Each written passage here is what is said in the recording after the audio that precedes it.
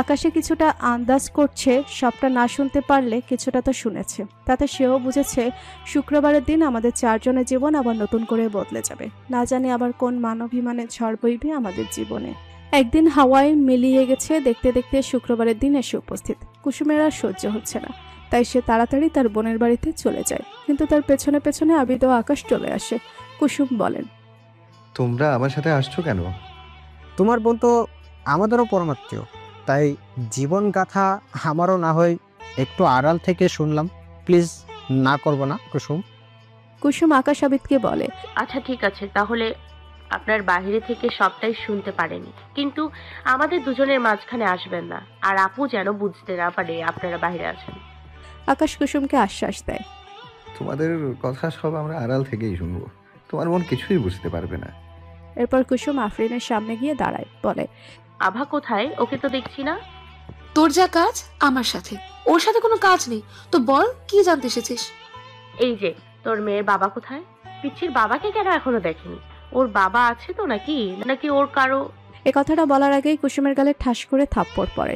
আফরিন বলে, মুখ সামলে কথা বলবি কুসুম, কারণ নাজায়েজ সন্তান নয়, ও আমার সন্তান। কুসুম একপাশে এক গালে হাত দিয়ে বলে, তাহলে ওর বাবার নাম বল, বাবার পরিচয় দে। আর কেনই বা তুই আমার বাবা মার সাথে যোগাযোগ রাখিস না? এত বছর কিসের এত মান অভিমান, কিসের এত লুকোচুরি খেলা? আজ সবটা বলবি, আর কিছু আড়াল রাখবি না। আজ সবটাই তোকে বলবো। আজকে কোনো কিছুই আড়ালে থাকবে না। অনেক হয়েছে মান অভিমানের খেলা, আজ তার নতুন করে শুরু হবে। না হয় আজ মান অভিমানের শেষ হবে। তারপর আফরিন বলতে শুরু করে, আমার জীবনটা এমন ছিল না, তোর মতোই তো ছিলাম আমি। তোর থেকেও বেশি চঞ্চল ছিলাম। তাহলে আমার সাথে কেন এমন হলো? কি দোষ ছিল আমার? বাবা মা, ভাই বোন, দাদা দাদি, চাচা চাচি, সবার ভালোবাসায় দিনগুলো আমার রঙিন কাগজে মোড়ানো ছিল। হঠাৎ করে কি হলো জানি না, আমার মাথায় ভূত চাপলো আমি ডাক্তারি পড়বো। কেউ তো আমাকে ডাক্তারি পড়ার অনুমতি দেবে না। তারপরও জোর করে আমি বড় ভাইয়ার সাথে যোগাযোগ করে ঢাকাতে আসি। ডাক্তারি পরীক্ষা দিয়ে সরকারি মেডিকেলে চান্সও পেয়ে যাই। আমি ডক্টরিতে চান্স পাওয়ার পর বাড়িতে সবাই মোটামুটি রাগ কমে যায়, সবাই অনেক খুশি হয়। যাক, আমার স্বপ্নের কাছে সবাই হার মানে। তারপর শুরু হয় আমার নতুন পথ চলা। ডাক্তারি পড়তে গিয়ে আমার তো পুরো পাগল পাগল অবস্থা। রাত দিন পড়তে পড়তে আমি চোখে সর্ষে ফুল দেখতে শুরু করি। জীবনটা পুরো তেজ পাতা। বাড়িতে কারোর সাথে ঠিক মতন যোগাযোগও করতে পারতাম না পড়ার চাপে। তারা বুঝতো আমি খুব ব্যস্ত, তাই তারাও সেভাবে যোগাযোগ করতো কম। কিন্তু মাঝে মাঝে তাদের খুব মিস করতাম। তখন বাড়িতে কল দিয়ে মা চাচি সব বলতাম। তখন চাচিমা বলতো, দূরে আছো, আসবা কি করে বলো তো আম্মাজান? একটু দাঁড়াও চাচিমা, ছুটি পেলেই তোমাদের কাছে ছুটতে চলে যাবো আদর খেতে। তখন দেখবো আদর যদি কম পড়ে তাহলে কান্না করে বড় বাড়িটা ভাসিয়ে দেব। আচ্ছা দিও, তার আগে আদর খেতে সময় হলে চলে আসবা। কখনো কখনো বাড়ির মানুষ আমার সাথে দেখা করতে আসতো, কখনো আমি যেতাম সময় পেলে। এভাবে দিনগুলো ভালোই যাচ্ছিল। তারপরে হঠাৎ বসন্তের মতো আমার জীবনে বসন্ত নিয়ে একজন আসে, কিন্তু সে যে একদিন কালবৈশাখী ঝড় হয়ে যাবে তা বুঝতে পারিনি। আকাশের আমার মতো খুব শখ কোনো এক ডাক্তার মেয়ের সাথে প্রেম করবা। ভাইয়া, তুই ঢাকা শহরে কোন মেয়েকে ছেড়েছিস বলতো প্রেম করা থেকে? এখন আবার ডাক্তার মেয়ের পেছনে পড়েছিস কেন? তোর কাজ শুধু টাইম পাস করার, প্রেম করার, এছাড়া আর কিছু জানিস জীবনে? জানি না রে আকাশ, জানি না। তাতে কি হয়েছে? এবার তো ডাক্তার মেয়ের প্রেমে আমি পড়বো, না হয় সে পড়বে আমার প্রেমে। আচ্ছা হইছে, তোর যা করার তুই কর। দেশে আমি তো আছি তোকে বিপদ থেকে বাঁচানোর জন্য, তাই না? আচ্ছা আকাশ, তোরা সবাই দেশে ফিরবে কবে? মা বাবা সবাই? মা বাবা মনে হয় 2-3 বছর পরে ফিরবে। আমি হয়তো বা তোর প্রেমে পড়ার পরেই আসবো, ঝামেলা থেকে বাঁচানোর জন্য। এই আবিদ চৌধুরী কোনো ঝামেলায় পড়ে না, আর তোকে বাঁচাতে আসতে হবে না। থাক থাক, জানি জানি গৃহস্থের কথা বাসি হলে ফলে। এ আকাশ, নিজেকে কোন গৃহস্থ মনে করিস বলতো? তোর মতো বড় ভাই যার আছে তাকে গুলো কেন, আরো কত কিছু নিজেকে মনে করতে হবে। এভাবে আরো কিছুদিন পার হয়ে যায়। তারপর হঠাৎ একদিন আবিদ চৌধুরী অ্যাক্সিডেন্ট করে হসপিটালে সুন্দরী মেয়ে সাদা অ্যাপ্রন পরে দাঁড়িয়ে আছে। অ্যাডমিট হয় মাঝরাতে। সেদিন রাতে আফরিনের ডিউটি ছিল হসপিটালে। আবিদকে ইমার্জেন্সিতে আনা হলে আফরিন তাড়াতাড়ি তাকে ড্রেসিং করে কেবিনে শিফট করে। সে রাতে তার কোনো সেন্স ছিল না। পরের দিন সকালে আবিদের যখন জ্ঞান ফিরে শুধু চোখ মেলে তাকাতেই সামনে দেখে এক সুন্দরী মেয়ে সাদা অ্যাপ্রন পরে দাঁড়িয়ে আছে। তখনই মনে মনে সে ঠিক করে এই মেয়ের সাথে আমি প্রেম করব, বাই এনি চান্স। যদি এক বিয়ে করতে হয় তাও আমি করতে রাজি আছি।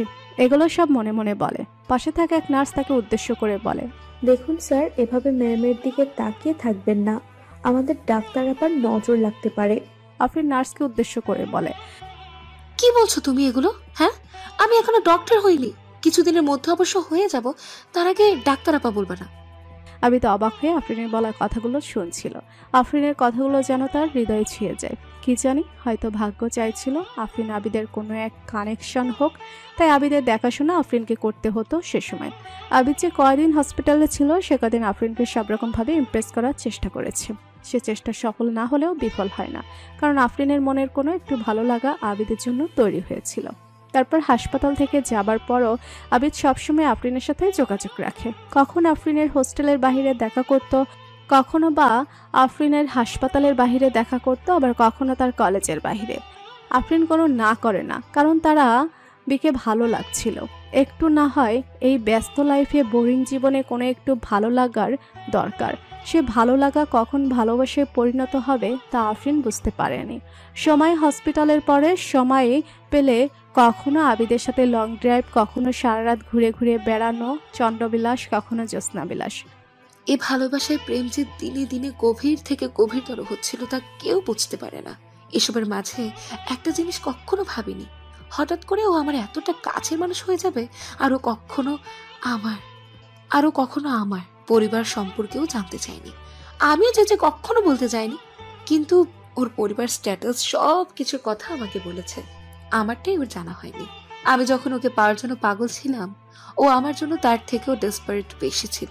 দুজনে একদিন ঠিক করলাম আমরা দুজনে লুকিয়ে বিয়ে করব, কেউ জানবে না, আমাদের ভালোবাসাটা পবিত্র থাকবে। তাহলে যেইভাবে সেই কাজ, হঠাৎ করে অনেক দূরে কাজে অফিসে গিয়ে চুপি চুপি বিয়েটা করে ফেলি, যাতে কোনো দিন কোনো ভুল হয়ে গেলে তার জন্য আমাদের আফসোস না থাকে। আর আফসোস থাকবে বা কেন, যেখানে দুজনই রাজি সেখানে কি আফসোসের কোনো জায়গা আছে?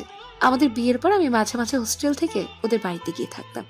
ওর মা, বাবা, ভাই সবাই দেশের বাইরে ছিল, তখন তারাও জানতো না আমাদের বিয়ের কথা। চুরি করে বিয়ে, চুরি করে সংসার, সব বেশ ভালোই যাচ্ছিল আমাদের। যেখানে মনের মিল হয়েছে সেখানে যে শরীরের মিল হবে, এটা হবেই, তাই না? আবার হোস্টেলে থাকতাম, কারণ যাতে বাড়ির লোক না জানতে পারে যে আমি হোস্টেলের বাইরেও কোথাও থাকি। কেউ তো ছিল না শহরে আমার আপন, তাই কেউ সন্দেহ করারও ছিল না। এই জীবনে কি করেছি কি করছি না দেখার কেউ ছিল না, তাই ভুল করে অনেকগুলো করেছি জীবনে। সে সময় আমার ফাইনাল পরীক্ষা চলছিল, তার মধ্যে হঠাৎ একদিন কি মনে হলো সময় করে চলে গেলাম ওর কাছে, ওর ভালোবাসা আদর খেতে। রাত্রেবেলা আমার খুব শখ বৃষ্টিতে ভেজা, তাই ওদের বাড়িতে ওদের ছাদে গিয়ে আমি বৃষ্টিতে ভিজতে শুরু করি। তারপর ও আমার দিকে এক দৃষ্টিতে নেশাযুক্ত চাউনি দিয়ে আমার কাছে এগিয়ে আসে। ওর প্রতিটি স্পর্শ ছিল নেশার ভালোবাসা, যা আমাকে পাগল করে দিত। তারপর আমাকে জড়িয়ে ধরে আমার ঘাড়ে ডিপ কিস করতে থাকে, আমাকে পাগল করে দিচ্ছিল। দুজনের বৃষ্টিতে ভিজে দুজনের মাঝে হারিয়ে গিয়েছিলাম। তারপর আমাকে কোলে করে ওর রুমে নিয়ে আসে। সেদিন রাতে ছিল আমাদের মধুর বাসর। সকালে ঘুম থেকে উঠে দেখি আমার ফোনে অনেকগুলো মিসড কল। তাড়াতাড়ি ফোন ব্যাক করতে জানতে পারি বাড়িতে দাদু খুব অসুস্থ, হসপিটালে ভর্তি, আমাকে সেখানে যেতেই হবে। তারপরে আবিদকে কোনো কিছু জানানো হয়নি আমার। আমি ছুটে বাড়িতে চলে যাই। বাড়িতে যাই, দাদুকে দেখি, তারপরে আমি দেখার পর আমি আবার ফিরে আসি, কারণ আমার পরীক্ষা শেষ হয়নি। এর মাঝে আর আবিদের সাথে আমার সেভাবে যোগাযোগ ছিল না, কারণ পড়ার চাপে পরীক্ষার টেনশনে যোগাযোগ করতে পারিনি। কিন্তু ও কেন যোগাযোগের চেষ্টা করেনি তাই এত ভাবতে চাইনি আমি। পরীক্ষা শেষ হতেই আমি দেখি সেদিন বাবা চাচা আমাকে নিতে চলে এসেছে। ভেবেছিলাম আজ থেকে নতুন করে সুখের সংসার করব। ওর যে আমার উপর অভিমান হয়েছে তা দূর করে দেব আমার ভালোবাসা দিয়ে। আর আজকে আবিদের সাথে কথা বলবো, কেননা ওকে কিছু বলার আছে। কিন্তু তার আগেই তারা আমাকে নিয়ে বাড়িতে চলে যায়। আর বাড়িতে গিয়ে যা দেখি, তারপরে তো আমার পৃথিবীটা পুরো অন্ধকার হয়ে যায়। আমি বাড়িতে এসে যা দেখি, তারপর আমার পুরো পৃথিবী অন্ধকার। পুরো বাড়ি লাইটিং করে ফুল দিয়ে বিয়ের বাড়ির সজ্জিত করা। বিয়ের কন্যা ছিল না, আমি এসে হাজির। আজ বাদে কাল আমার বিয়ে। আর আমি জানি না কেমন একটা মুহূর্ত আমার জন্য ছিল, তা শুধু আমি জানি। তারপর সবাইকে বলতে চেয়েছিলাম, কিন্তু কেউ আমার কথা শোনার মতো কারো কিছু সময় ছিল না। সবাই সবার কাজে ব্যস্ত, কেউ আমাকে হলুদ মাখানোর জন্য, কেউ বউয়ের সাথে সাজানোর জন্য। কোনোভাবে সেদিন অনুষ্ঠানটা পার হয়ে যায়। রাত্রিবেলা আমি ভাবছিলাম কি করব। আমি বিয়ে করতে পারবো না, দিতে পারবো না বাবা মায়ের মান সম্মান নিয়ে খেলতে পারবো না, আবিদকে ধোকা দিতে পারবো না। বিবাহিত হয়ে আবার বিয়ে, কি করব? দিশেহারা মেয়ে আমি। মাঝরাতে কাউকে কিছু না বলে একটা চিঠি লিখে আমার রুমের টেবিলের ওপর রেখে বেরিয়ে পড়ি। যা নিয়ে যাওয়া আমার, সে যা হয়তো এ বাড়িতে আর আমি কোনো দিন ফিরতে পারবো না। কারণ আজ আমার জন্য বাড়িতে যা হবে তার জন্য সবটা দায়ী আমি। কিন্তু আমার যে তারা বিয়ে ঠিক করে রেখেছে তা আমাকে আগে বলা হয়নি। শুধু একবার বলতো আমাকে, তাহলে এমন পরিস্থিতি কারোর জন্যই আসতো না। আর আমি চাইলে অন্য কাউকে বিয়ে করে ধোকা দিতে পারবো না। হলুদ রঙের শাড়িতে আমি বাবার বাড়ি ছেড়ে মাঝরাতে বেরিয়ে পড়ে ঢাকার উদ্দেশ্যে। জানি না কাল সকালে আমাকে না পেয়ে কি হবে বাড়িতে সবার। খুব কষ্ট হচ্ছিল আমার আসার সময় এভাবে নিজেকে সবার থেকে দূরে নিয়ে যাচ্ছি। জানি আজকের পর মা, বোন, চাচা, চাচি, দাদা, দাদি সবার সাথে আমার মান অভিমানের পর্ব শুরু। তবুও কারো ভবিষ্যতের জন্য আমাকে এই ডিসিশন নিতেই হয়েছে। সকালে বাড়ির সবাই আমার রুমে গিয়ে দেখে আমি নেই, কিন্তু আমার রেখে যাওয়া একটা চিঠি আছে। সেটা খুলে মা পড়তে শুরু করে। সরি, জানি আমি তোমাকে কষ্ট দিচ্ছি, তার জন্য আমি কোনো দিন ক্ষমা পাবো না। কি করব বলো? তোমরা আজকে আমাকে এই সিদ্ধান্ত নিতে বাধ্য করেছো, কারণ আমি অন্য কাউকে ভালোবাসি, আমি তাকে বিয়ে করেছি। এই কথাটা তোমাদের বলতে চেয়েছিলাম, কিন্তু কারো কাছে আমার কথা শোনার সময় ছিল না। আর আমার বিয়ে আমার থেকে একবারও জানতে চাইবে না আমি রাজি কিনা বিয়ের জন্য? যদি শুধু একবার আমাকে বলতে, তাহলে আজকের দিন কখনো আসতো না। আচ্ছা বাবা, বিয়ে তো মানুষ সারা জীবনের সাথে থাকার জন্যই করে। আমি যার সাথে থাকবো সে কথা একবারও আমাকে বলার প্রয়োজন মনে করলে না? কুমারী মেয়ের বিয়ে দেওয়ার জন্য তো অনুমতি নিতে হয় বাবা। তোমরা আমার অনুমতির কথাটাই ভুলে গেছো, আর আমিও যে তোমাদের অনুমতি নিতে ভুলে গেছি। ভালোবাসা কোন সাগরে ভেসে যে তোমাদের ভুলে গেছি জানি না। হ্যাঁ, হয়তো ভালোবাসার মানুষটা আমার জীবনে না থাকলে তোমাদের সিদ্ধান্তই আমি মাথা পেতে নিতাম, কিন্তু এখন আমি তোমাদের সিদ্ধান্ত গ্রহণ করতে পারলাম না। তোমরা যেমন আমার কাছে প্রিয়, আমার ভালোবাসার মানুষটাও আমার কাছে তেমন প্রিয়। আমি তোমাদেরও ছাড়তে পারবো না, ওকে বোঝাতেও পারবো না, কিন্তু আমি আজকে যে কোনো একজনকে বেছে নিতে পারবোই না। তাই তুমি আমাকে মাফ করে দিও। আমি যাকে বিয়ে করেছি তার সাথে ভালোই থাকবো, সুখে সংসার করব। আমার জন্য দোয়া করো। এটি তোমাদের অভিমানী মেয়ে আফরিন কুহুর। চিঠিটা পড়ার পর কেউ কোনো কথা বলেনি সেদিন। মা, চাচি, দাদি কান্নায় ভেঙে পড়ে। বিয়ের দিন সকালে মেয়ে বাড়ি ছেড়ে চলে গেছে। ছেলেপক্ষ জানতে পেরে তাদের অনেক কথা শোনায়। কেন তারা আগে বলেনি মেয়ে খারাপ, আগেই বিয়ে করেছে? চাচা বাবার কাঁধে হাত দিয়ে কি বলবে সে যে বুঝতে পারেনি সেদিন। বাবা শুধু শক্ত হয়েছে। দিন বাড়ির সবাইকে একটাই কথা বলেছিল, এ বাড়িতে কোনো বড় মেয়ে নেই, এ বাড়ির একমাত্র মেয়ে কুসুম। আফরিন নামে কোনো মেয়ে ছিল, সে আজ থেকে মৃত। যে মেয়ে বাবা মায়ের বাড়ির সম্মানের কথা ভাবে না, সেই মেয়ের কথায় বাড়ি তার কেউ ভাববে না। কিন্তু সেদিন কি তারা একবারও ভেবে দেখেনি তাদেরও কিছু ভুল ছিল? যাই হোক, তারপরে আমি আমার শ্বশুর বাড়ি ফিরে যাই। গেটের সামনে দেখি তালা দেয়া। দারোয়ানকে চাবি দিতে বললে সে বলে চাবি স্যার নিয়ে গেছেন। আর তোমাদের স্যার কবে আসবে?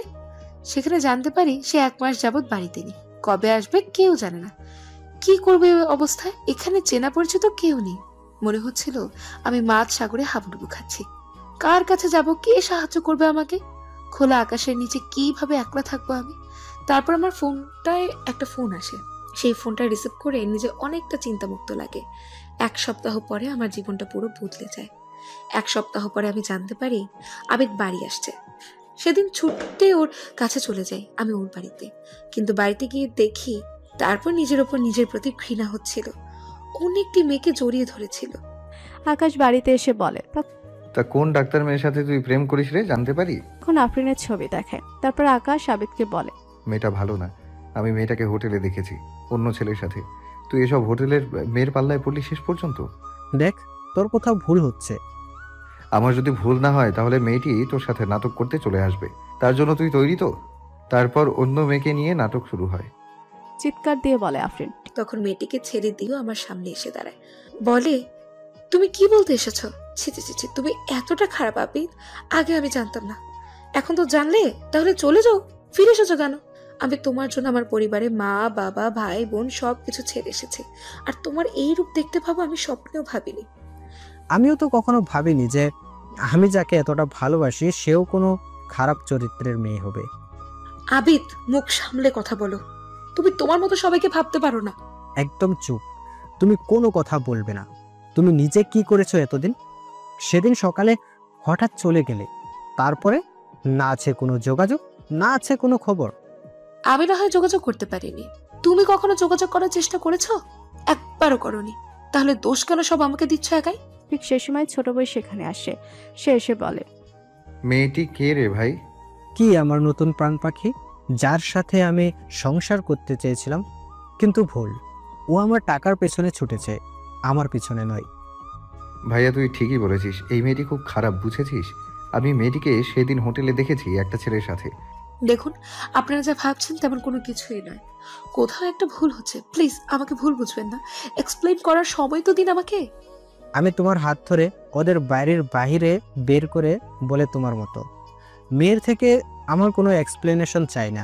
না জানি কোন কোন ইমোশনাল এক্সপ্লেনেশন দিয়ে আমার মনটা মোমের মতো গলাতে চাইছো। আমারই ভুল। তোমার মতো একটা মেয়েকে ভালোবাসার জানতাম না তো। তোমার মতো মেয়েরা শুধু টাকাকেও ভালোবাসতে পারে। বড়লোক ছেলে দেখেছো আর প্রেমের নাটক করেছো। আমিও পাগলের মতো তোমাকে সত্যি ভালোবেসে ফেলেছি। দেখো, তোমার ভাইয়ের বুঝতে কোথাও ভুল হচ্ছে। আর আমি তোমাকে টাকার জন্য ভালোবাসবো, এটা কখনো হতে পারে? আর তোমাকে আর আমাদের অনাগত সন্তানের জন্য আমি আমার পরিবারকে ছেড়ে চলে এসেছি। আর এই তোমার ভালোবাসা, এই তোমার বিশ্বাস যে আমি কিছুদিন নেই আর অন্য মেয়ে তোমার বুকের মাঝে। আমাদের অনাগত সন্তান মানে কি? তুমি মা হবে, আমি বাবা হব। এটা কি সত্যি আফরিন? আফরিন দরজার বাইরে কান্না করতে করতে বলে, হ্যাঁ, এটাই সত্যি। আমি শুধু ওর জন্য আর আমাদের ভালোবাসার জন্য ফিরে এসেছি। এবার আকাশ বলে, ভাইয়া, যে মেয়ে হোটেলে অন্য পুরুষের সাথে থাকতে পারে, সে যে সত্যি বলছে তার কি প্রমাণ আছে? তাই বলে আবিদকে আফরিনের কাছ থেকে সরিয়ে নিয়ে আসে। আবিদ বলে, দেখ, তোর কোথাও ভুল হচ্ছে। হয়তো বাচ্চাটা আমাদের। আরে, যে মেয়ে তোর সাথে এতদিন যোগাযোগ করেনি, সে মেয়ে হঠাৎ করে এসে কার না কার পাপ তোর ঘাড়ে চাপিয়ে দিচ্ছে, তার ঠিক নেই। তুই ওর কথা বিশ্বাস করিস না। আবিদ সেদিন নিজের ভালোবাসাকে অবিশ্বাস করে, আকাশের কথা বিশ্বাস করে। সে বলে, আমার ভাই ঠিক বলছে, তুমি মিথ্যে বলো। যাও তোমার এই পাপ নিয়ে, যার সাথে হোটেলে ছিলে তার কাছেই যাও। আফরিন কোনো এক শক্ত পাথরের মতো সে তার ঠায় দাঁড়িয়ে থাকে। তারপর নিজের চোখের পানি মুছে বলে, আমি বোকা ছিলাম তোমাদের কাছে। কোনটা পবিত্র সম্পর্ক আর কোনটা কি সম্পর্ক তা বুঝবে না, আর বোঝাতেও চায় না। কিন্তু হ্যাঁ, কোন দিন যদি আবার দেখা হয়, সেদিন যদি নিজের ভুল বুঝতে পারো, তবু আমি তোমার জীবনে ফিরবো না। যাচ্ছি তার কাছে যার সাথে হোটেলে ছিলাম, তারপর তাদের জীবন থেকে চলে আসি। আচ্ছা আকাশ, আমাদের কোথাও কোনো ভুল হলো না তো? তোর এখনো কোনো সন্দেহ আছে আমার উপর? যে নাটক করছি তাতে তো এটাই প্রমাণ করে মেয়েটি। না, নেই। কিন্তু তুই যদি আমাকে হোটেলের কথা না বলতি, তাহলে হয়তো আমাদের সুখের সংসার হতো। আমরা সব দোষ ওর উপর চাপিয়ে দিলাম। ওর কোনো যুক্তি কিন্তু শুনি নাই। আরে ভাই, তুই বাদ দে। তুই তোর মতো থাক না, এসব কথা ভেবে কাজ নেই। যা হবার তাই হয়েছে। এমন মেয়ে কত আসবে যাবে। ততক্ষণে আবিদের হুঁশ হয় যে ও আফরিনকে বিয়ে করেছে। যাকে নিয়ে এতদিন সংসার করলাম, তাকে অবিশ্বাস করে ফিরিয়ে দিল। কি এমন ক্ষতি হতো? না হয় অন্যের বাচ্চার বাবা হতাম, কিন্তু দুজনে ভালো তো থাকতাম। আকাশ, তুই আজ আমার অনেক বড় ক্ষতি করেছিস। কেন আমাদের মাঝে তুই আসলি? হয়তো না আসলে এমন কিছুই হতো না। আরে ভাই, এসব সস্তার ভালোবাসার কোনো মূল্য নেই। আমি ওই মেয়েটিকে হোটেলে অন্য ছেলের বুকে মাথা রেখে জড়িয়ে ধরতে দেখেছি। তাতে কি? চোখের দেখা যদি ভুল হয়, তোর জন্য আজ আমার জীবনটা বদলে গেল। তোকে আমি আর ভালোবাসি না। তোর জন্য আমার ভালোবাসা হারিয়ে গেছে। তোকে কোনো দিন তোর ভালোবাসা পেতে দিব না।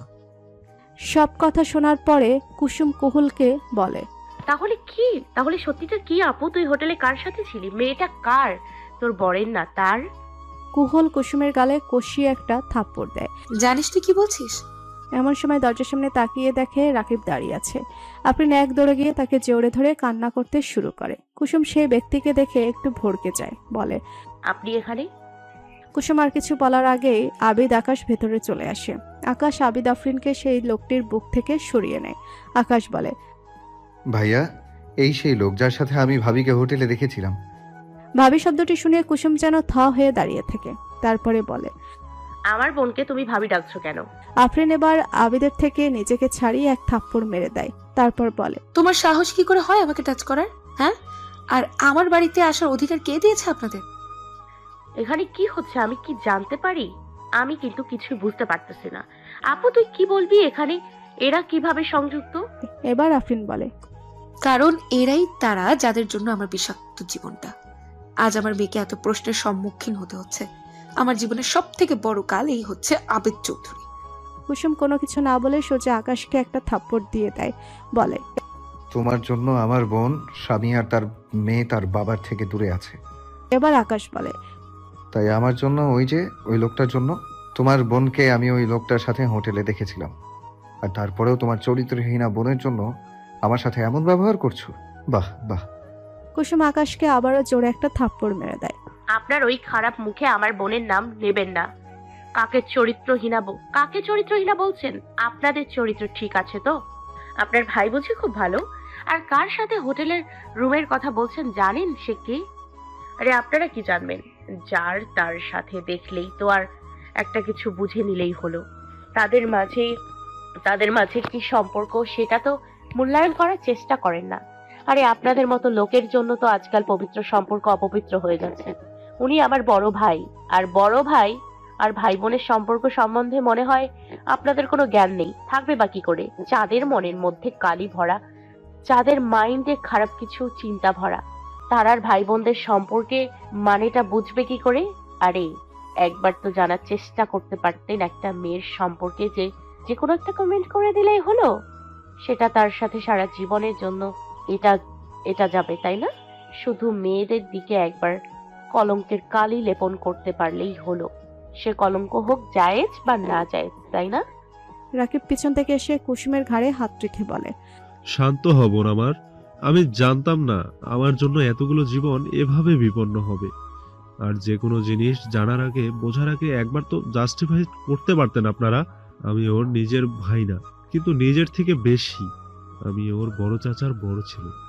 রাসেল যেমন ভাই, এরা তেমন নিজের বোন, পর না কেউ। সোজাসুজি আমার বোনটার উপরে কালি লেপে দিলেন যে সে চরিত্রহীনা। এটা কখনো আপনাদের থেকে আশা করি নাই। আকাশ আফরিনের সামনে গিয়ে বলে, ভাবি আমার ভুল হয়ে গেছে। আমার দেখার বোঝার মাঝে ভুল ছিল। আপনার থেকে জানা উচিত ছিল, শোনা উচিত ছিল যে কার সাথে ছিলেন আপনি। সম্পর্ক আমাদের মাঝে। আমি আপনাদেরকে অনেকভাবে বলতে চেয়েছি, বোঝাতে চেয়েছি, কিন্তু আপনারা আমার কোনো কথাই শুনতে রাজি ছিলেন না। উল্টো আমার বাচ্চা আমার চরিত্রে কলঙ্কে কালি দিলেন। জানেন আপনাদের অবহেলার জন্য আমার জীবনে কতটা ঝড় গেছে। থাক সেসব কথা, আমি এখন আর কিচ্ছুই বলতে চাই না। আবিদ আকাশের গালে সজোরে 2-3টা থাপ্পড় দেয় আর জোরে জোরে দুকাদে হাতটাকে ঝাঁকিয়ে ঝাঁকিয়ে বলে, শুধু তোর জন্য। তোকে আমি কতবার বলছি, বারবার বলছি, দেখ তোর কোথাও হয়তো ভুল হচ্ছে, ওরকম না, কিন্তু তোর জন্য আমার পুরো পরিবার বিচ্ছিন্ন। তুই আমার সব সময় ভালো চাইতে, কিন্তু সেটা এমন ভালো চাইলি যে আজ আমার ভালো থাকাটাই আমার কাছে কাল। আমি একটা মেয়ের বাবা, তো কোন মেয়ে আমাকে তার বাবা বলে জানে না?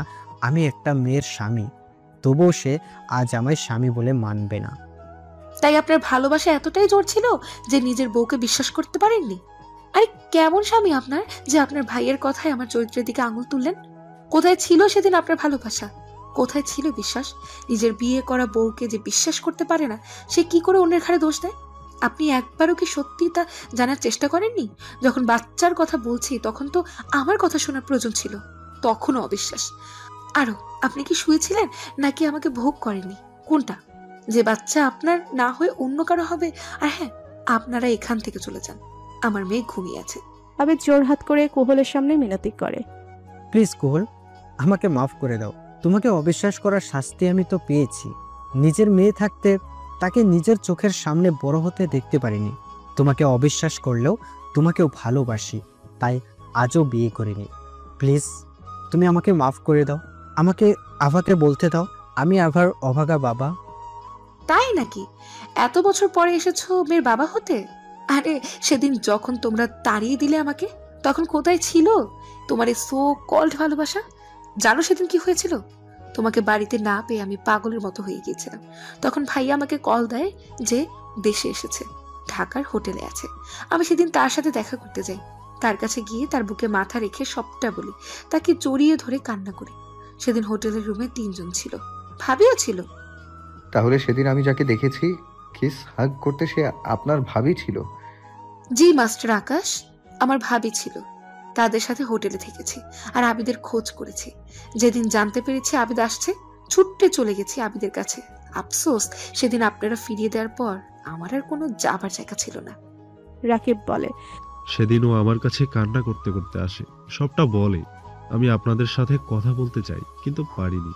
কেন বলবো? আপনারা আমার বোনটাকে অবিশ্বাস করেছেন। তারপর বাড়িতে আমি আমার মাকে কল দিয়ে বলি কুহুলকে মেনে নিতে, কিন্তু বাড়ির মানুষ আমাকে সেদিন বলে যে কুহুলের সাথে যোগাযোগ রাখবে সে যেন আর এই বাড়ির সাথে যোগাযোগ না রাখে। আমাকে সেদিন কুহুল আর বাড়ির মাঝে কুহুলকে বেছে নিতে হয়। আর এই অবস্থায় আমি একা ছাড়তে পারি নাই আপনাদের জন্য। তাই আমিও ও বাড়ির সবার কাছে মৃত। আমরা দেশের বাইরে চলে যাই। কুহুল যায়নি, ও এখানে সিলেটে আমার শ্বশুর বাড়িতে থেকে পড়ালেখা কমপ্লিট করে ডাক্তারি করে। আর ওর মেয়েকে দেখার জন্য রহিমা আপাকে ঠিক করে দেয়। আর মাঝে মাঝে আমরা কুহুলের সাথে দেখা করতে আসি। এত কিছুর পর কিভাবে ভাবেন আবিদ চৌধুরী আমি আপনাকে স্বামী হিসেবে মেনে নিব? হ্যাঁ, আর আপনাকে আমার মেয়ের বাবা? সো প্লিজ আপনারা এখান থেকে চলে যান। প্লিজ কুহুল, আমাকে আমার মেয়ের থেকে দূরে রেখো না। আমাকে আভার সাথে থাকতে দাও। তুমি কিন্তু ভুলে যাচ্ছ আমি আভার বাবা। পেছন থেকে আভা এসে বলে, মাম্মা পাপ্পাকে আনছো আমার জন্য? সবাই পেছন ঘুরে দেখে আভা রহিমার কোলে। কুহল বলে, না মা, পাপ্পা এখানে নেই, তুমি ভেতরে যাও। কিন্তু মাম্মা অসুস্থ আঙ্কেল যে বলছে সে আমার পাপ্পা। আবিদ ছুটে গিয়ে নিজের মেয়েকে কোলে নিয়ে জড়িয়ে ধরে কান্না করতে করতে বলে, আমি তোমার হতভাগা বাবা, প্লিজ তুমি আমার সাথে চলো। কুহল আভাকে আবিদের কোল থেকে নিয়ে বলে, রহিমা, আভাকে রুমে নিয়ে যাও। আর আভা, আমি কিন্তু বলিনি এই আঙ্কেল তোমার পাপা। রহিমা আভাকে রুমে নিয়ে যায়। আভা অনেক কান্না করতে থাকে। আবিদ বলে, তুমি কিন্তু এটা অন্যায় করছো, একটা মেয়েকে তার বাবার কাছ থেকে দূরে রেখে। তাই বুঝি মিস্টার আবিদ, আপনার জন্য আমি আমার পরিবার থেকে যে দূরে আছি এত বছর, তাতে কোনো কিছুই না। আমার জীবনে এতগুলো বছর ফিরিয়ে দিন। আপনি আমাকে আমার পরিবারের সাথে মান অভিমান দূর করে ফিরিয়ে দিন। আমি আমার মেয়ে আপনাকে দিয়ে দেব। কুহুল, মানুষ মাত্রই ভুল হয়, এত বড় শাস্তি তুমি আমাকে দিতে পারো না। ভাবি, আমার ভুলের শাস্তি আমার ভাইকে এভাবে দিবেন না। আমি আপনাদের কোনো শাস্তি দিচ্ছি না। আপনারা আমার বাড়ির বাইরে চলে যান এক্ষুনি। তারপর সবাই চলে যায়। আবিদ করুণভাবে যাবার সময় কুহলের দিকে তাকিয়েছিল। কুহল একবারও আবিদের দিকে ফিরে তাকায়নি। কুসুম পাথরের মতো দাঁড়িয়ে থাকে, তা দেখে কুহল বলে, যাও, কুটির ঘর সংসারে ফিরে যাও। আর আমার সাথে যোগাযোগের চেষ্টা করবে না। আমি তোমার স্বামী আর ভাসুরের জন্য অনেক কিছু হারিয়েছি, মেয়েটাকে হারাতে চাই না। কুসুম নিজের বোনকে জড়িয়ে ধরে বলে, আপু তুই একা সবকিছু কিভাবে সহ্য করলি? আমি তো সবকিছু না চাইতেই পেয়েছি। তোর কপালে কেন এত কষ্ট? প্লিজ আমাকে তোর থেকে দূরে করে দিস না। তা হয় না কুসুম, যা বাইরে যা, তোর পরিবার অপেক্ষা করছে। আমি সুখী হতে পারিনি মান অভিমানের খেলায়, কিন্তু তুই সুখী হবি, দেখবি। যা বোন, আমার কষ্ট আর বাড়িয়ে দিস না। জানি না তোকে কি বলবো। আর কেনই বা ভাগ্য তোদের এত বছর পর সামনে এনেছে। শুধু এতটুকু বলবো, তোর জীবন তোর সীমান্ত, তুই যা ভালো বুঝবি তাই করবি। তোর মেয়ের সাথে দেখা করতে এসে এত কিছুর সামনে পড়বো বুঝি নাই। আজ আসছি, তুই নিজের আর আবার খেয়াল রাখিস। কুহল আভার কাছে গিয়ে ওকে জড়িয়ে ধরে কান্না করতে থাকে। তা দেখে আভা বলে, তোমার কি হয়েছে মামা? কোথায় ব্যথা? কান্না করছো কেন? মেডিসিন দিব তোমাকে? কুহল মেয়েকে শক্ত করে জড়িয়ে ধরে বলে, সব কষ্টের মেডিসিন হয় না মাম্মা, কিছু কষ্টের ব্যথা সহ্য করতেই হয়। কুসুম কুহলের বাড়ি থেকে ঠিকই বাহির হয়ে আসে, কিন্তু শ্বশুর বাড়িতে যায় না। আকাশ কুসুমকে কোন অধিকারে জোর করবে? বউ তাই হুম করেছিল। তার উত্তর কুসুম দেয় তো, আমি আপনার বউ হবার আগে কারো মেয়ে, কারো বোন। আমারও পরিবার আছে। আমার বাবা মা যেমন আপনার বাবা মা আমার কাছে ঠিক তেমন। আপনার ভাই আপনার কাছে যতটা প্রিয়, আমার বোন আমার কাছে ততটাই প্রিয়। আপনার ভাই আপনার সাথে এত বছর ছিল, কিন্তু আমার বোন আমার কাছে ছিল না। শুধু আপনাদের দুই ভাইয়ের জন্য আমাদের সুন্দর গোছানো জীবনটা অগোছালো হয়ে গেছে। আপনি আপনার ভাইয়ের জন্য আমার বোনের সংসার ভেঙেছেন। আমি না হয় আমার বোনের জন্য আমার ভালোবাসার ঘরটা ভাঙলাম। তাই বলে সে চলে যায় আর পেছনে ফিরে দেখে না। আকাশ শুধু কুসুমে যাওয়ার পথে অসহায় পথিকের মতো তাকিয়েছিল। অশ্রুসিক্ত নয়নে অনুমতি পেলে এখনই গড়িয়ে পড়বে। কুসুম সোজা বাবার বাড়িতে আসে। পাগলের মতো দেখে মনে হচ্ছে সে নিজের সাথে যুদ্ধ করে হেরে গেছে। সবাই কুসুমের কাছে ছুটে যায়। কুসুম কারো প্রশ্নের কোনো উত্তর না দিয়ে সোজা নিজের রুমে গিয়ে দরজা বন্ধ করে দেয়, নিজেকে আবদ্ধ করে রাখে রুমের মাঝে। কুসুমের দরজার বাইরে সবাই অনেক নক করে করাঘাত করে কুসুমকে ডাকে, তবু কোনো সাড়া দেয় না। শুধু একবার চিৎকার করে বলে, আমি একা থাকতে চাই, আমাকে একা থাকতে দাও তোমরা। বাড়িতে সবার মনে হাজার প্রশ্ন, কিন্তু কোনো উত্তর নেই। কে দিবে তাদের উত্তর? প্রাণবন্ত মেয়েটি এভাবে চুপচাপ কেউ মেনে নিতে পারছে না। নিজের মেয়েকে এভাবে দেখতে কোনো পরিবারের বা ভালো লাগতে পারে? আকাশ আবিদ নিজের দুঃখ কষ্ট রাগ ক্ষোভ সবকিছু নিজের রুমের জিনিসপত্র ভেঙে প্রকাশ করছে। নিজেকে আছে তাদের শেষ করে দিতে ইচ্ছে হচ্ছে। কি থেকে কি হয়ে গেছে, কি হবার কথা ছিল আর কি এলোমেলো হলো। আবিদ বলে, ভালোবাসার মাঝে যদি বিশ্বাস না থাকে তাহলে সে ভালোবাসা মূল্যহীন। আমি নিজের ভালোবাসাকে মূল্যহীন করে দিয়েছি। আবেগের কাছে সেদিন বিবেক মরে গিয়েছিল। ভুল যখন আমার, তখন তা ঠিক করার দায়িত্বও আমার। এভাবে বেশ কিছুদিন চলে যায়। আবিদ প্রতিদিন কোহলের বাড়ির সামনে যায়, হসপিটালের বাহিরে যায় কথা বলার জন্য, কিন্তু কোহল আবিদকে ইগনোর করে। কোহল যখন বাড়িতে থাকে না তখন আবিদ আভার কাছে চলে আসে। নিজের ভুলের জন্য মেয়েটা এত বছর বাবা হারা ছিল, আর থাকতে দিবে না। আবিদ প্রতিদিন আভাকে নিয়ে খেলা করে, ঘুরতে যায়, ওকে খাওয়ায় দেয়, গোসল করায়, ঘুম পড়ানো সব করে, কিন্তু কোহলের অগোচরের সবকিছু। কোহল একদিন হঠাৎ দুপুরবেলা বাড়িতে এসে দেখে আবিদ মেয়েকে কোলে নিয়ে খাবার খাওয়াচ্ছে।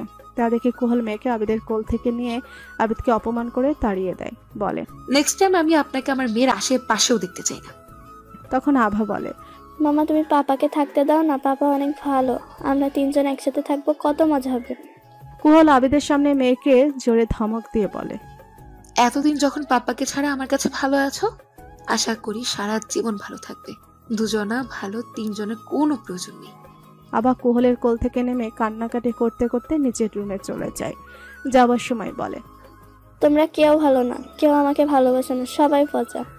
তুমি মেয়েটার সাথে এভাবে কথা না বললেও পারতে কোহল। আমার মেয়ে, আমি কিভাবে কথা বলবো তা আমার বিষয়। বাহিরে কেউ নাক না গলালেই খুশি হই। এখন আসতে পারেন।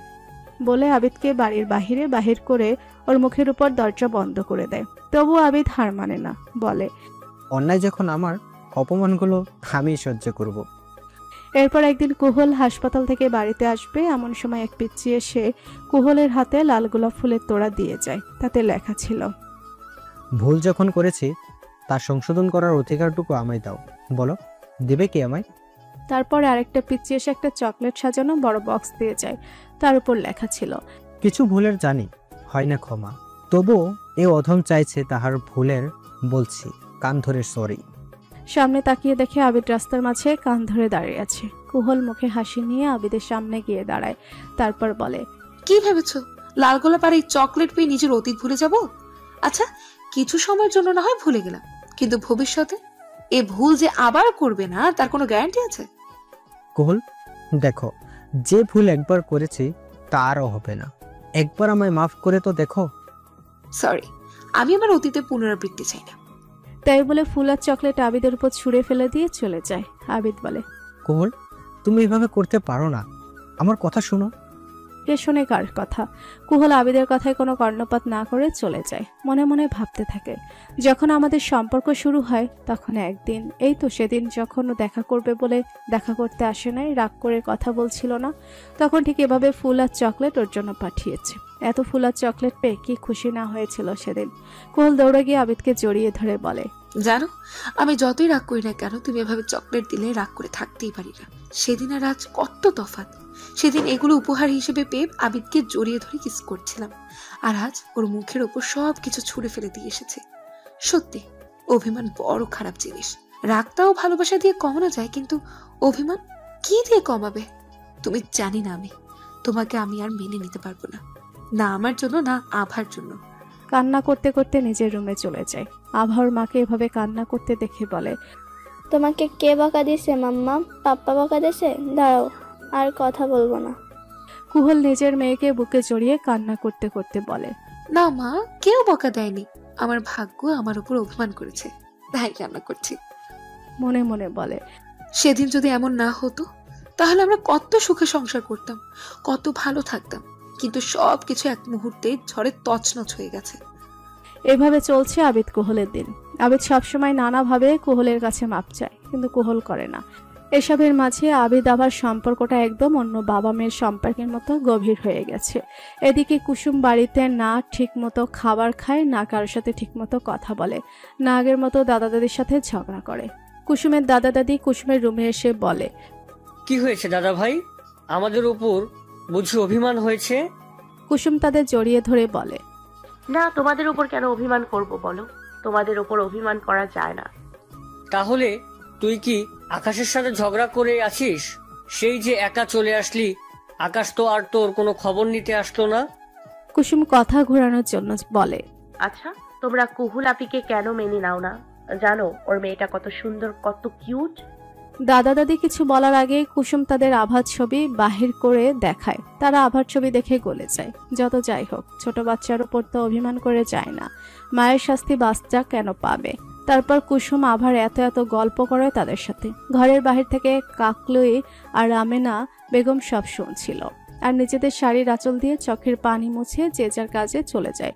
কুসুমের বিরহে আকাশের দিনগুলো ভালো যাচ্ছে না, কিন্তু কুসুমকে এতবার ফোন করে, কে রিসিভ করে না, মেসেজ দেয় না, সিন করে না, কোনো রিপ্লাই দেয় না। কত কিছু দিছে, সে কোনো উত্তর দেয়নি। কুসুম এখন আগের মতো চঞ্চল দুরন্ত নেই, একটু চুপচাপ থাকে। যতটা সম্ভব সে নিজেকে গুটিয়ে রাখতে ভালোবাসে। কে বলবে সে বাড়ির মানুষকে যে আকাশের জন্য আজ ওর বোনের কষ্টের শেষ নেই? তারপরও বাড়ির সবার সাথে খাবার খেতে নিচে আসতে হয় তাকে। সে ঠিকঠাক মতো খাওয়া দাওয়া করে না। আগার মতো কুসুমের আর কোনো কিছু ভাল লাগে না। শরীরটা আজকাল কুসুমের খুব একটা ভালো যায় না। এই ঠান্ডায় জ্বর না সমস্যা তার। আজ বাড়িতে সবাই একসাথে বসে আছে, সবার সাথে কুসুমও বসেছিল। রাসেল আসবে কিছুদিন পর, হিয়ার সাথে বিয়েটা এবার ধুমধাম করে দিবে। বাড়ির বউ তারা বাড়িতে আনবে, কত আনন্দ হবে। হঠাৎ সবার মাঝে কুসুম বলে, এ বাড়ির শেষ বিয়ে, সে বিয়েতে কি বাড়ির বড় ছেলে আর বড় মেয়ে আসবে না? আমরা তাদের ছাড়াই সব আনন্দ অনুষ্ঠান করব। কুসুমের বাবা রেগে গিয়ে জোরে কুসুম বলে ধমক দেয়, তুমি ছোট, আমাকে এত কথা বলার অধিকার দিয়েছো? তোমাকে এই বাড়ির সব ব্যাপারে এখন কথা না বললেও চলবে, বুঝলা কুসুম? বাবা, তুমি আমাকে এভাবে বলতে পারলে? বিয়ে দিয়েছো বলে আজ পর করে দিলে। তাহলে কুহুল আপু একা বিয়ে করে তোমাদের পর করে কোনো ভুল করেনি। তাই বলে কান্না করতে করতে ওখান থেকে উঠে চলে যায়। কিছুদিন পরে সবাই খুব ব্যস্ত। রাসেল আসছে, ওর বিয়ের তোড়জোড় শুরু হয়ে গেছে। ভাইয়ের বিয়ে সামনে, সে নানা কাজে ব্যস্ত। হঠাৎ ওর খুব খারাপ লাগে, তাই নিজের ঘরে যাবার আগে মাথা ঘুরে পড়ে যায়, পরে একটু কপাল কেটে যায়। সবাই তাড়াতাড়ি কুসুমকে হাসপাতালে নিয়ে যায়। ডাক্তার ড্রেসিং করে ব্যান্ডেজ করে দেয় আর কিছু টেস্ট করে, কারণ কুসুমের শরীর অনেক খারাপ। রিপোর্ট আসার কিছু সময় আগে কুসুমের জ্ঞান ফিরে আসে। ওর পাশে বাড়ির সবাই ছিল, সবাই খুব চিন্তিত কুসুমকে নিয়ে। রাসেল সবাইকে বলে, আরে তোমরা তো চিন্তা করো না, সব কিছু ঠিক হয়ে যাবে। কিছু সময় পর ডক্টর রিপোর্ট নিয়ে আসে। আফরোজ সাহেব ডক্টরকে বলে, সবকিছু ঠিক আছে তো? কংগ্রাচুলেশন মিস্টার আফরোজ সাহেব, আপনি নানা হবেন। সবাই তো অবাক আর অনেক বেশি খুশি। তাদের ছোট কুসুম আজ ছোট জনের জননী হবে। আশরাফ সাহেব বলেন, আমরা কুসুমকে কি বাড়ি নিয়ে যেতে পারবো? কুসুম এখনো ভালো আছে, বাড়িতে নিয়ে যান, কিন্তু খেয়াল রাখবেন ওর শরীর কিন্তু খুব দুর্বল।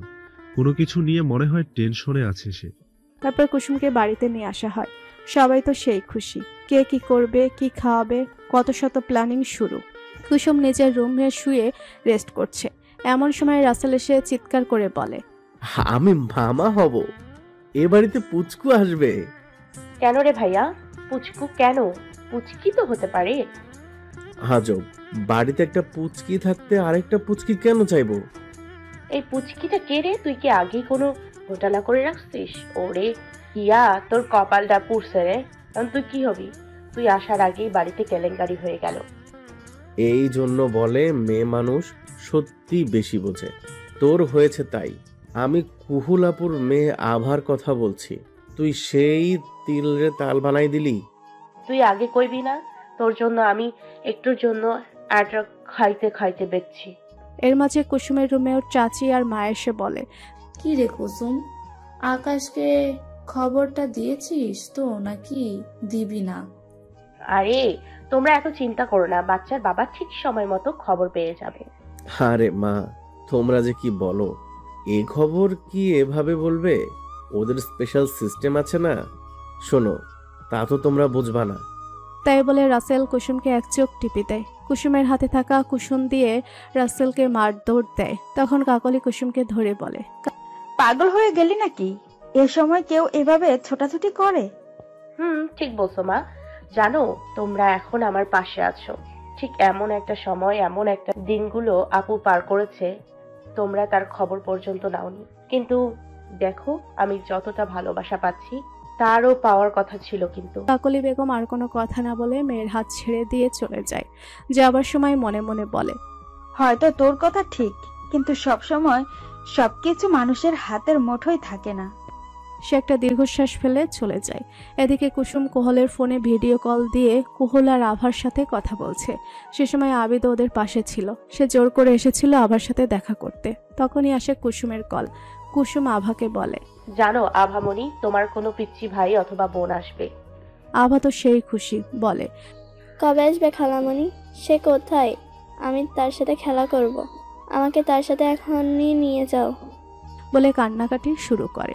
এবার তো দুনপন পড়েছে মহাবিপদে। কুহল বলে, মাম্মা, তার জন্য তোমাকে কিছু কাজ করতে হবে, না হলে সে আসবে না। আভা বলে, কি করতে হবে? আমি তাই করব। তাহলে সে যতদিন না আসে ততদিন তোমাকে ভালো করে খেয়ে বড় হতে হবে। দুষ্টুমি করা যাবে না। তোমার সব কিছু তাকে দিতে হবে, আর সব থেকে বেশি আদর করতে হবে। আমি সব করব। তাহলে প্রমিস করো পিচ্চিকে আমায় দিয়ে দিবা? দিয়ে দিব। সে তো তোমারই হবে, আর কারো ভাগ নেই। কুহল বলে, কুসুম, এমন করে বলিস না। শেষে বাবু নিয়ে মেয়ে আর খালার ঝগড়া হয়ে যাবে। তখন আমি দর্শক হয়ে দেখব। হবে না, যা হবে ওর হবে। ওর বড় বোন বলে কথা। তারপর কুহল বলে, তা আকাশ জানে সে বাবা হবে? এবার কুসুমের মুখের হাসি উবে যায়। সে বলে, তোকে জানানোর প্রয়োজন মনে করি নাই। কুসুমের এই কথা শুনে আবিদ সেখান থেকে চলে যায়। কুহল বলে, এটা ঠিক না। সে বাবা হবে তার জানার পুরো রাইট আছে। আভারও রাইট ছিল ওর পরিবারের কাছে থাকার। দেখ কুসুম, আমার সাথে যা হবার হয়েছে। এমন হয়তো আমার ভাগ্যে ছিল, হয়েছে তাই। তাই বলে তুই আমার জন্য তোর আর আকাশের সম্পর্ক ভাবে নষ্ট করিস না। না, কোনো সম্পর্ক নষ্ট হবে না, তুমি চিন্তা করো না। না হলেই ভালো। তুই বেশি চিন্তা করবি না, নিজের খেয়াল রাখবি, তাহলে ভালো থাক। হ্যাঁ। আবিদ বাড়িতে এসে আকাশকে বলে, অভিনন্দন। আকাশ তার ছেলের হাসি দিয়ে বলে। আবিদ একদম ফ্রি স্টাইলে বলে, আরে না, তোর ভাগ্যের উপর। আমার ভাগ্য কি করছে আবার? তুই কি জানিস তুই বাবা হবি? আকাশ নিজের কানকে বিশ্বাস করতে পারছে না। আবিদকে বলে, মজা করছিস? আমি কুসুমকে বলতে শুনেছি সে মা হবে। এবার আকাশ আবিদকে জড়িয়ে ধরে কান্না করে দেয় আর বলে, আমার বিশ্বাস হচ্ছে না আমি বাবা হব। কিন্তু দেখ কি পোড়া কপাল, নিজের বাবা হবার খবর তাও নিজে জানি না। এখন বুঝলাম আমি খবর শুনে কতটা খুশি। আর তুই তোর মেয়েকে সামনে পেয়েও নিজের করতে পারছিস না, তোর কতটা কষ্ট লাগছে। আমাদের যা হবার হয়েছে, তুই নিজের সংসার সাজিয়ে নি, না হলে মান অভিমান বেশি হলে শেষে সম্পর্ক বিছিয়ে যাবে। আকাশ আবিদ দুজনে একসাথে কুসুমের বাড়িতে যায়। তাদের দু ভাইকে একসাথে দেখে সবাই একটু অবাক হয়, কিন্তু তারপর আকাশকে বলে, যাও বাবা, উপরে যাও, কুসুম নিজের রুমে আছে। আবিদ নিচে বসে এমনি সবার সাথে কথা বলছে। আকাশ কুসুমের রুমে যায়। কুসুম আকাশকে দেখে বিছানা থেকে নেমে দাঁড়িয়ে যায়। আকাশ ছুটে গিয়ে কুসুমকে জড়িয়ে ধরে। আমি বাবা হব, তুমি এই কথাটা আমাকে বলার প্রয়োজন মনে করলে না কুসুম? কুসুম আকাশকে ধাক্কা দিয়ে নিজের থেকে দূরে করে বলে, প্রয়োজন মনে করি নাই, আর কেনই বা করব। তুমি এইভাবে বলতে পারলে? কেন পারবো না? এখন বুঝুন নিজের প্রিয়জনের থেকে দূরে থাকার কষ্ট কেমন লাগে। তুমি আমাকে আমার বাচ্চার কাছ থেকে দূরে রাখতে পারো না? তাই নাকি? তাহলে আপনার সামনে দুইটা অপশন, আপনার আমাকে চাই নাকি আপনার বাচ্চাকে চাই। কি বলছো এসব কুসুম? আমার তোমাদের দুজনকে চাই। আমি তোমাকে যতটা ভালোবাসি ততটা ওই বাচ্চাকে ভালোবাসি। না, তা হবে না। যে কোনো একজনকে বেছে নিতে হবে। আমাকে চয়েস করলে বাচ্চাটা পৃথিবীতে আসবে না, আর বাচ্চাকে চয়েস করলে বাচ্চা হবার পর বাচ্চা আপনি নিয়ে আমার জীবন থেকে চলে যাবেন। কুসুম এভাবে বলতে পারলে তুমি? কেন পারবো না? আমাদের সবার জীবন তো বিষণ্ণতায় ভরা, আপনাদের দুই ভাইয়ের জন্য। থাক তাহলে, আজ এর শেষ করেই যাব। তাই বলে আকাশ নিচে চলে আসে। এবার বাড়ির সবার সামনে আকাশ আবিদ দুজনে একসাথে বলে, প্লিজ আমাদের মাফ করে দিন। হঠাৎ এভাবে মাপ চাওয়ার কোনো কারণ খুঁজে পায় না কেউ, সবাই অবাক। তারপর আবিদ সবটা বলে দেয়। আকাশ বলে, আমিও দোষী, যা শাস্তি দেওয়ার আমাকে দিন প্লিজ। কুহুল আর আবিদ ভাইয়াকে মেনে নিন। আমাদের ভুলের জানি কোনো ক্ষমা নেই, তবুও আপনাদের সন্তান মনে করে মাফ করে দিন প্লিজ। কুসুমের বাবা শুধু বলে, তোমরা ভুল করবে আর আমরা মাফ করে দিব? মাফ করে দিলেই কি ফিরে আসবে? আমাদের হারিয়ে যাওয়া মান সম্মান মুছে দিতে পারবে? আমাদের এতদিনের মান অভিমান না পারবে? না, তোমরা শুধু ভুল করতে জানো আর আমাদের কাছে চলে আসো মাফ নিতে। কুসুমের বাবা শুধু কুসুমকে একবার ডাক দিয়ে জিজ্ঞাসা করে, তুমি কি এদের সাথে ফিরে যেতে চাও? কুসুম কোনো দ্বিধাবোধ না করে বলে সে যাবে না। কুসুমের বাবা বলে, তোমরা আমাদের বাড়ি থেকে চলে যাও। আমার মেয়ে কুসুমের সাথে আর কোনোদিন যোগাযোগ করার চেষ্টা করবে না। তোমাদের সাথে যে সম্পর্ক ছিল আজ তা শেষ। আকাশ আবিদের শেষ আশাটাও নিভে যায়। ওরা চলে যায় এক বুক দীর্ঘশ্বাস নিয়ে। ভাগ্য কখন কি করে, ভাগ্যের খেল বোঝা বড় দায়। কুসুম আর কোহল এভাবে এখন কি থেকে কি হয়ে গেছে। যা ছিল তাও শেষ, কে জানে কবে মান অভিমান শেষ হবে। সবার মনের মাঝে মেঘ জমেছে, কি থেকে কি হয়ে গেছে। তবুও এখন ছেলের বিয়ে বলে কথা, মনের আড়ালে কষ্ট লুকিয়ে ছেলের বিয়ের আয়োজন চলছে। কুসুমের একটাই কথা যে বিয়েতে বড় ভাই আর বোন নাই, সে বিয়েতে মজা নাই। গায়ে হলুদের দিন ভোরবেলা কেউ ঘুম থেকে না ওঠার আগে বাড়ির দরজায় কেউ খুব জোরে জোরে নক করতে থাকে। সবাই তাড়াতাড়ি ঘুম থেকে উঠে নিচে আসে কি হয়েছে দেখার জন্য। কুসুমের চাচিমা আর দরজা খুলে চিৎকার দিয়ে ওঠে, রাকিব, কুহুল, তোরা এ বাড়িতে? রাকিব কোহল তাদের মাকে জড়িয়ে ধরে কান্নাকাটি করতে থাকে। বাকি সবাই তো অবাক। ওরা একে একে সবার সাথে দেখা করে। কুসুম বলে, এখানে আসবে, আগে তো বলো নাই। আফরোজ সাহেব কুহল আর কুসুমকে জড়িয়ে ধরে বলে, ছোট বোনের জন্য বড় বোনকে সারপ্রাইজ হিসেবে আনছি। এবার সবাই খুশি তো? সবাই খুব খুশি, তবুও কুসুমের মুখে হাসি নেই। ওর চোখ অন্যদের যে খুঁজছে। আশরাফ সাহেব একটু পর বলে, বাকিরা প্লিজ ভেতরে চলে এসো। তারপর একে একে আবিদ, আকাশ, রাকিবের বউ, ছেলে মেয়ে সবার শেষে আমাদের আভা মনে আসে। সবাই তো বাকিদের ভুলে আভাকে আদর করতে ব্যস্ত। কুসুমের দাদা দাদি বলে, আজ না এই বড় বাড়ির সত্যি অর্থে পুরো হলো। নাতি নাতনি, নাতবউ, নাত জামাই, তাদের বাচ্চারা, এবার না বোঝা যাচ্ছে এটা বিয়ে বাড়ি। এসব কিভাবে কখন হলো কিচ্ছু জানতে পারলাম না। সেদিনে বাড়ি থেকে ওরা সবাই যাবার পর আব্বু আর চাচু আমাদের সবার সাথে দেখা করতে যায়। তারপর তারা সবাই আমার বাড়িতে আসে। আব্বুকে দেখে আমি তো তাকে জড়িয়ে ধরে কান্না করি আর বলি, প্লিজ আমাদের মাফ করে দাও। সবাই মাথা নিচু করে কান ধরে সরি বলে। তখন আব্বু আর চাচু কিছুই বলেনি। তখন আভা, অলি, রিয়া ওরা সবার সামনে এসে বলে, তোমরা আর আমাদের আম্মু আব্বুর উপর রাগ করো না, প্লিজ সবাইকে মাফ করে দাও। এবার আফরোজ সাহেব বলে, ছেলে মেয়ের উপর যতই রাগ করি না কেন, ছোট বাচ্চাদের উপর তো রাগ করে ওদের আমাদের ভালোবাসা থেকে দূরে রাখতে পারি না, তাই ওদের ক্ষমা করে দেই। আর কতদিন মান অভিমান করে সবাইকে সবার থেকে দূরে রাখবো? আকাশ, কুসুম, কোহল, আবিদ সব অনুষ্ঠান শেষ করে চারজন ছাদে এসে দাঁড়িয়েছে নিজেদের মাঝে বোঝাপড়াটা শেষ করতে। কুসুম কোহলকে বলে, তুই সব ভুলে আবিদকে মেনে নিয়েছিস আপু? সব ভুল মেনে নিতে পারবো, এত বড় মনের মানুষ আমি না। তাহলে কি করবি সারা জীবন? সমঝোতা করছি নিজের মেয়ের খুশির জন্য। আমি ওর বাড়িতে থাকবো, আমাদের মাঝে আগের মতো সম্পর্ক থাকবে না। আবিদ আর আমার এখন একটাই পরিচয়, ও আভার বাবা, এর থেকে বেশি কিছু না। তাতে আমার সমস্যা নেই। আমার সাথে থাকলে আমি তোমার সব অভিমান একদিন আবার ভালোবাসায় পরিণত করে দেব। তুমি সেই আশাই থাকো আবিদ চৌধুরী। আশায় ছিলাম দেখেই তো এখন মেয়ের বাবা হিসেবে মানছ, কিছুদিন পর তোমার বর হিসেবেও মেনে নিবে। আকাশ কুসুমের সামনে কান ধরে বসে বলে, দেখো সব ঠিক না করতে পারলেও একসাথে তো এনেছি, এবার তো মাফ করে দাও। কিছু অভিমান না হয় মনের মাঝে তুলে রাখি। দেখো যা বলার আমাকে বলো, অভিমান মনের মাঝে গুছিয়ে রাখতে হবে না। ঠিক আছে আমার বর। আকাশ উঠে কুসুমকে জড়িয়ে ধরে। কুহল আর আবিদ বলে, আমরাও আছি তোমাদের সামনে। তুই জড়িয়ে ধর ভাবিকে, ভাবি আর কি বলবে। আবিদ কোহলকে জড়িয়ে ধরতে গেলে কোহল সরে যায়, বলে, আমি তোমার সাথে প্রেম করার জন্য বসে নেই, বলেই চলে যাই। যা দুলা ভাই, আপনার বউ তো চলে গেল, কি হবে এখন? আমার বউ অভিমান করেছে, আমি বুঝে নিব।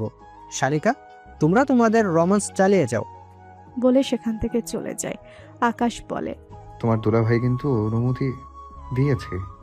মোটেই না, বিয়ে বাড়িতে বিয়ের দাওয়াত খাও, কিসের রোম্যান্স? বলে আকাশকে ধাক্কা দিয়ে চলে যায়। তারপর সবাই মজা করে একসাথে বিয়ের আনন্দ উপভোগ করে।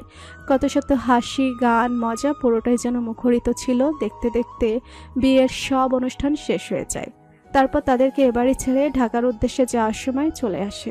সে সময় সবার অনেক মন খারাপ লাগে, কিন্তু কি করার, এটাই তো দুনিয়ার নিয়ম। মেয়ে বড় হলে বিয়ে দিলে তাকে তো শ্বশুরবাড়ি পাঠাতেই হবে। তবুও মায়ায় জড়ানোর সব সম্পর্ক তো খুব কষ্ট হয় ছেড়ে যেতে। একে একে বাড়ির সবার থেকে বিদায় নিয়ে ঢাকার উদ্দেশ্যে রওনা দেয়। আসার সময় কুসুম অ্যালকোহলের খুব কষ্ট হচ্ছিল, কিন্তু কিছু করার নেই। আভা বেচারি তো আসতেই চাইছিল না। নানু বাড়ি ছেড়ে কেউ যায় এত তাড়াতাড়ি? তারপরও তাকে বুঝিয়ে নিয়ে আসা হয়। কিছুদিন পর খালামণির বাবু হবে, তখন তুমি এ বাড়িতে এসে থেকো। সবাই নতুন স্বপ্ন, নতুন সংসারের আকাঙ্ক্ষা নিয়ে নিজেদের বাড়িতে ফিরে আসে। সব মান অভিমান ভুলে নতুন করে শুরু করার প্রচেষ্টা নিয়ে শুরু হয়েছে তাদের নতুন জীবন। ঢাকাতে আসার পর আকাশকে কুসুমকে এক মুহূর্তের জন্য একা ছাড়ে না। সবসময় কুসুমের খেয়াল রাখে, কখন কি খাবে, কখন কি করবে। ওকে কোনো কাজ করতে দেয় না। আহা বেচারি, ও কুসুমের খুব খেয়াল রাখে, কারণ তার পিচ্চি ভাইকে বোন আসবে, সে তো আভাকে দিয়ে দিবে। সে খেয়াল না রাখলে কে পাবে? এভাবে এদের দিনগুলো যাচ্ছিল খুব সুন্দর মতো। আবিদ কুহলের জীবন তো ভালোই যাচ্ছে, খুনছুটি ঝগড়া এগুলো নিয়ে। তাদের মাঝেও মান অভিমান অনেক কমে এসেছে। হয়তো আস্তে আস্তে সব ঠিক হয়ে যাবে। কুসুমের আস্তে আস্তে ডেলিভারির দিন ঘনিয়ে আসছে। এখন সবসময় কেউ একজন কুসুমের আশেপাশেই থাকে। আবার জন্য ভালো হয়েছে, এখন আর আভাকে একা থাকতে হয় না। সারাদিন খালামণির ভালোবাসায় সে আষ্টে পিষ্টে রয়েছে। মায়ের প্রতি যে অভিমান ছিল ছোট্ট মনে, সে অভিমান কমেছে। মা যে তার অসুস্থ মানুষদের সেবায় নিয়োজিত। আবার এখন নিজেকে একা লাগে না, কারণ সে কিছুদিন পর বড় আপু হবে, তার একটা খেলার সাথী হবে। সে আর একা নয়, এটাই তার অবুঝ মনের বুঝ। সবকিছু ভালোই যাচ্ছিল, কিন্তু কুসুমের ডেলিভারির দিন ঘনিয়ে আসে। এখন কুসুমের খুব ভয় করে, যদি ওর কিছু হয়ে যায় তখন কি হবে ওর। আকাশকে মনের ভয়ের কথা সে বলতে পারে না। আকাশ যদি কষ্ট পায় আভাকে বলে, আভা, খালামণি যদি না থাকে তখন কি তুমি তোমার বোনুর খেয়াল রাখবে? আভা বলে, যে আমি নিজে তার সব করব, কাউকে দিব না আমার পিচ্ছিটা। আভাকে জড়িয়ে সেদিন সে কান্না করে। যাক, কেউ তো আছে ওর বাচ্চার জন্য। একদিন রাতে কুহল এমার্জেন্সি হসপিটালেই ছিল তার ডিউটি করতে। এদিকে আকাশ বাড়িতে আর আবিদ বাহিরে ছিল। হঠাৎ তাদের বাড়িতে খবর আসে আবিদের অ্যাক্সিডেন্ট হয়েছে, সে হসপিটালে। কুসুম ঘুমিয়েছিল, তাই আকাশ তাকে কিছু না বলে চলে যায়। কুসুমের হঠাৎ করে ঘুম ভেঙে যায়, দেখে পাশে আকাশ নেই, তাই সিঁড়ি দিয়ে নিচে নামতে, কিন্তু মাথাটা হঠাৎ কেমন করে ওঠে আর সে ব্যালেন্স হারিয়ে নিচে পড়ে যায়। বলে না খারাপ সময় কেউ পাশে থাকে না, কুসুমের তাই হয়েছে। নিচে পড়ে পুরো ফ্লোর রক্তে ভেসে যাচ্ছে। এদিকে আভা ঘুম থেকে উঠে সে কুসুমের রুমে যায়। কুসুমকে না পেয়ে নিচে এসে রক্তে খালামণিকে দেখে ভয় পেয়ে কুসুমের মাথাটা তার ছোট দুহাত দিয়ে নিজের বুকের সাথে জড়িয়ে ধরে। এদিকে আকাশ হাসপাতালে এসে দেখে আবিদের বেশ কিছু হয়নি, ভালো আছে। তা দেখে কুহাল বলে, তুমি এত রাতে কুসুমকে একা রেখে এসে ঠিক করনি? সে সময় কুহালের ফোনে রহিমা কল দিয়ে কুসুমের কথা জানায়। বাড়ির গাড়িতে করে ওকে রহিমা আর দারোয়ান নিয়ে আসছে। একথা শুনে কুহল কুসুম বলে চিৎকার দিয়ে ওঠে, আকাশ, তোমার জন্য যদি আমার বোনের কিছু হয় তোমাকে কোনো দিন মাফ করবো না। কুসুমকে রক্ত অবস্থায় অপারেশন থিয়েটারে নিয়ে যায়। ওটির বাহিরে আকাশের খুব খারাপ হাল।